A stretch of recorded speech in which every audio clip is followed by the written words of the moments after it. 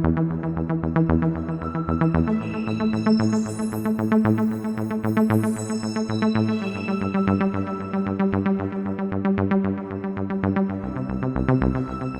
and welcome, I'm your host Vedika. Let's begin. 6 months have drifted by and the echoes of Ukraine's resounding defeat still reverberate.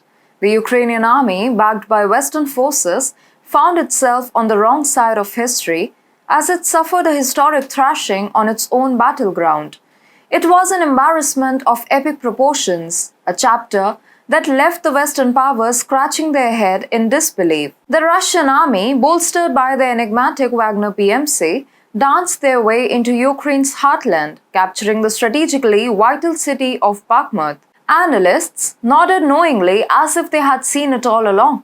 The conquest of Bakhmut, they proclaimed, was Russia's key to the Donbas region. It was the gateway to Moscow's eastern dreamscape, the first step in their grand plan to capture Donetsk and Luhansk. The city wasn't just captured, it was conquered with a flourish that only the audacity of power can master.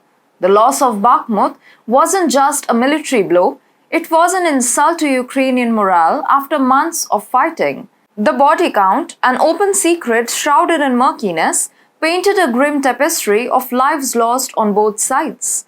Moscow and Kiev each claimed a greater heap of the fallen in a single day. It was a grim testament to the human cost of a power play. For Ukraine, the humiliation ran deeper.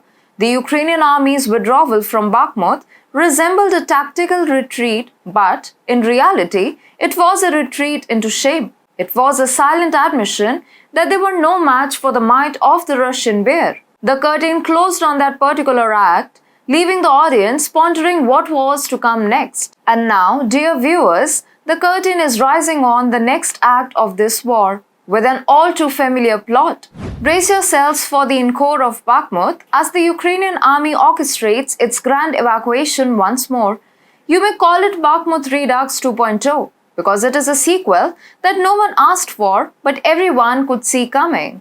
From the heartland of Ukraine, a clarion call echoes, a desperate plea for the civilians near the northeastern front to flee. Andrei Kanchevich, acting head of the Kupiansk military administration, speaks with a weary resignation. A list of 37 settlements has been declared unfit for human existence and ordered for evacuation due to constant Russian artillery attacks and the security situation. Even the once defined city of Kupiansk finds itself on the list of the forsaken. The Oxkly River, once a quiet divider, now marks the battleground of Russia's insatiable ambition. The prize, the city of Kupiansk, a territory coveted by both sides like a prized jewel. Russian troops are mere 7 kilometers away from the Kupiansk gates, preparing their deadly overture. The city lies within artillery range, a symphony of destruction that promises to be as spectacular as it is tragic.